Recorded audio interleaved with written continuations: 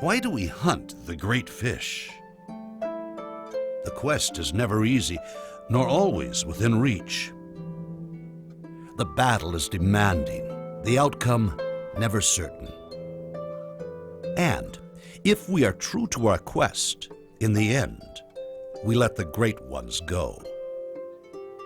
Why do we pit ourselves against this master of its own environment?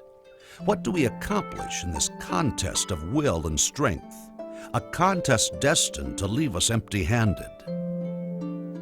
The answers can be found in ancient ways in distant lands, answers that we sense at the moment of release, as we touch the spirit of the fish.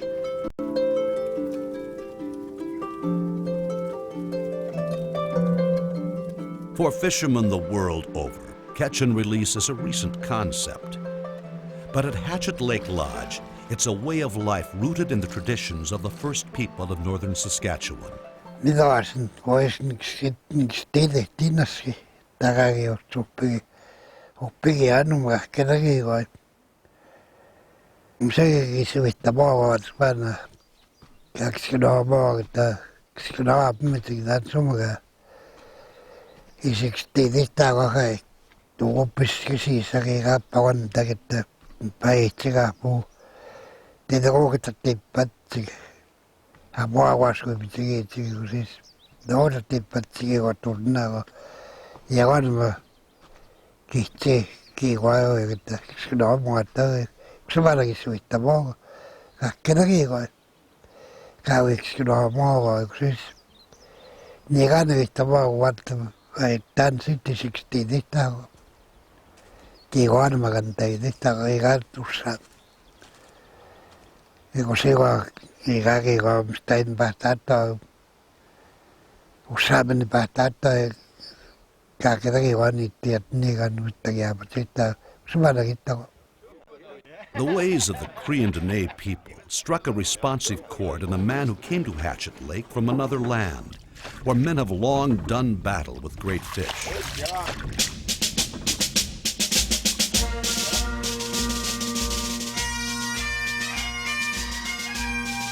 On a return visit to his native Scotland, Hatchet Lake Lodge's George Fleming reflected on the connection between northern Canada and the Scottish Highlands. Well, here, this is my home. This is where I was born and raised.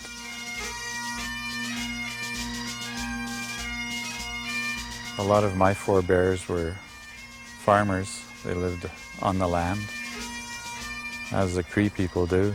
They live and are sustained by the land. Northern Saskatchewan is an exceedingly peaceful, very beautiful place. This area here is exceedingly beautiful, very peaceful, pristine, I think is the word.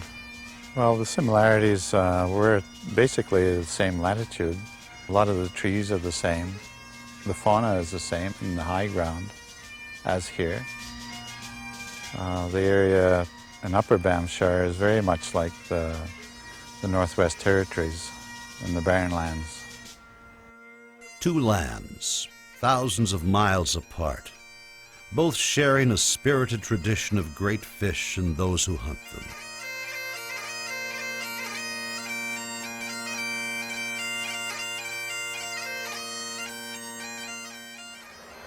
I fished the river practically since 1940. It changes as far as salmon is concerned. We don't have the spring runs of fish like we used to. We do have some spring fish return, but not like it used to be. Say, for instance, a beat that I administer called Connie Clough beat up quite near Huntley. When I first managed it, they had 200 salmon by the end of May. And that for a river this size is very good. Now, we're lucky if we've got 2 or 3.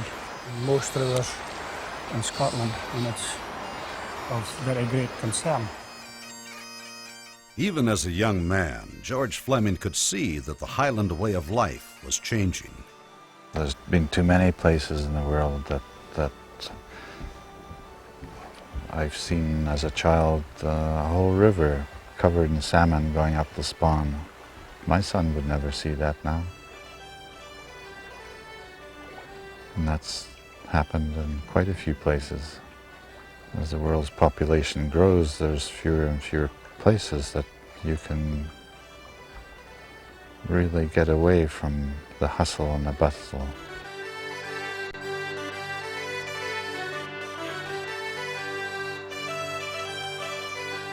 Well, life is funny. Sometimes very small things will totally change your life. And there's things happen in my life, small, inconsequential things at the time have totally changed my life.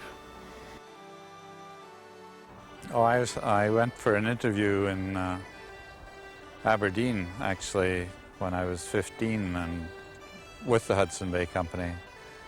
And they suggested I go back to school for a year, which I did. Well, I think they indoctrinated me here. I have a great faith in my ability to do anything well if I really want to do it well. That's what they gave me here. And then I went for another interview in Inverness with the Hudson Bay Company, and I was hired then. I left school, and a month later I was in Canada. I sailed on the HMS Corinthia from Glasgow to Montreal. I just turned 17.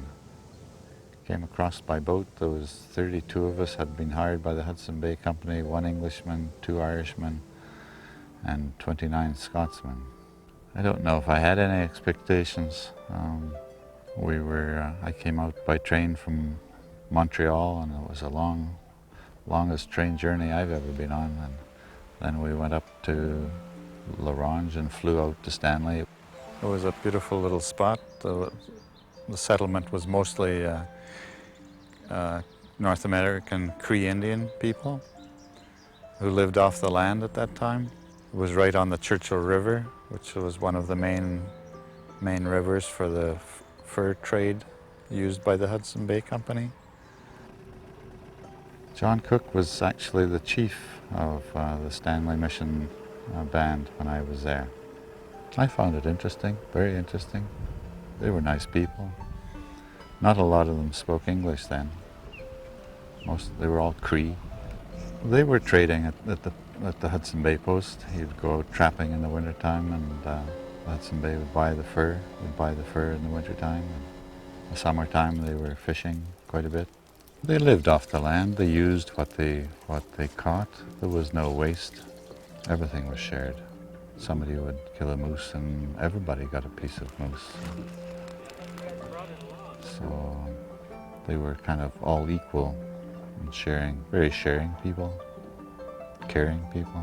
This fellow Pat Campling said, well, go up to Hatchet Lake and build a log cabin. And Andy came up on a Cessna 180 with some plywood strapped to the struts of the plane, and he flew around the lake and the islands, and this was the only island with big tops on the trees, which indicated building logs to him, and that's actually why the lodge is here.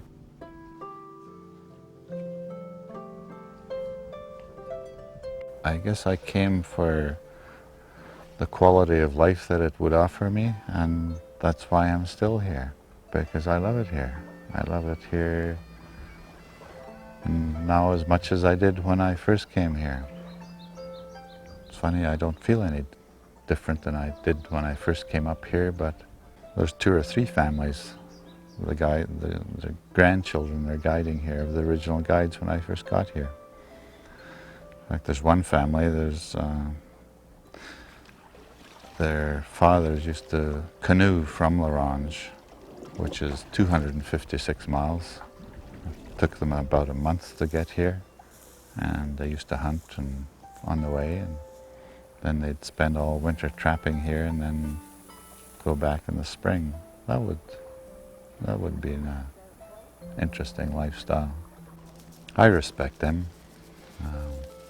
They're great people to work with. Love having them here. Love having the kids here. I like kids anyway, but these kids are, well, they're very special. At Hatchet Lake Lodge, respect begins with the resource. I really like the way George is going here with all the catch and release and stuff like that. That is good. Well, for a lot of years, they used to just take the fish out of here, and the fishing was, well, when they first started the fishing, you didn't have to go very far to find a fish. And then over the years, taking the fish out took its toll, and then they went to catch and release, and the fish are coming back again. The big ones are the ones you want to be careful with. Like to treat them and make sure they keep living. You can hurt them just by bringing them in the boat. It's good to be careful with them and put them back in the water as fast as possible. Because those are the ones that are laying most of the eggs out there.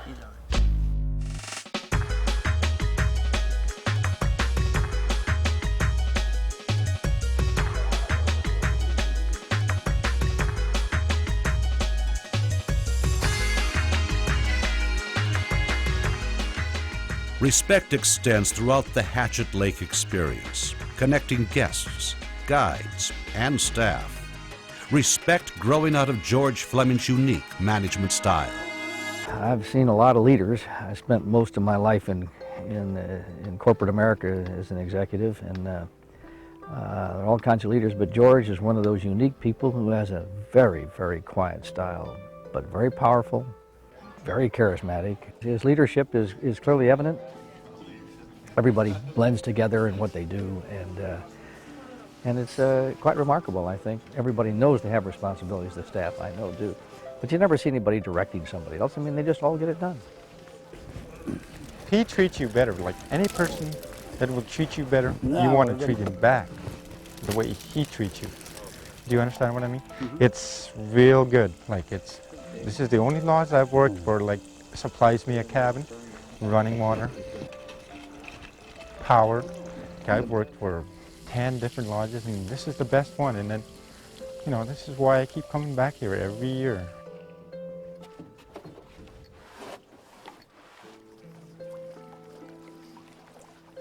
Everybody has their job to do, and everybody sort of knows what they're supposed to be doing around here. So it runs pretty smooth. And it's had the same staff year after year, and then they train the new ones. So everything runs pretty smoothly, as long as you have people out here that are experienced in what to do. Actually, I don't hire a lot of staff. The other staff hire them. And they bring their friends, and they bring their sisters or cousins. But they know what it's like there, here, and they tell people, hey, it's a great place to work and you should come up.